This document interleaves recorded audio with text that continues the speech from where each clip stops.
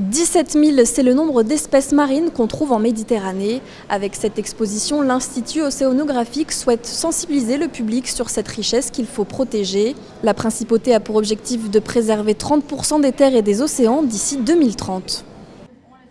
On souhaite emmener le public vers un futur désirable en fait, pour la Méditerranée. Donc on essaie de l'emporter avec nous à travers notre espoir, à travers les solutions concrètes qu'on peut proposer pour protéger la Méditerranée et l'ensemble des espèces et écosystèmes qui s'y trouvent. C'est la création et la bonne gestion d'aires marines protégées en Méditerranée qui offre un espace privilégié pour que la nature puisse se régénérer et offrir tous les services écosystémiques qu'elle est en capacité de faire.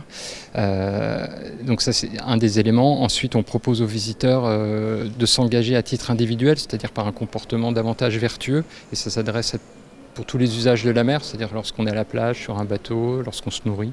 Alors c'est des petits gestes du quotidien qui, couplés à ceux des pouvoirs publics, mais aussi des entreprises, du secteur économique, peut faire levier et atteindre une masse suffisamment importante pour pouvoir être impactante sur ces questions de préservation des écosystèmes. Une exposition immersive sur plus de 1000 mètres carrés, avec 4 espaces thématiques pour nous faire voyager dans la Méditerranée du passé et celle du futur. Un futur idéalisé de la Méditerranée en 2050 si l'on prend les bonnes décisions dès maintenant.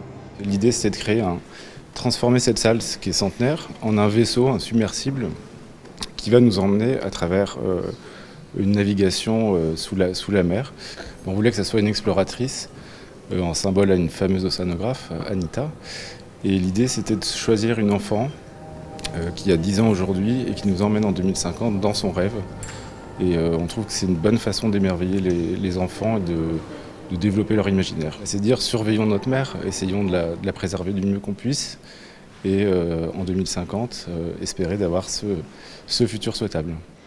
Et pour encore plus d'immersion, l'Institut propose une activité immersive en réalité virtuelle qui nous plonge dans une aire marine protégée. Le public est aussi invité à agir en faisant des propositions individuelles.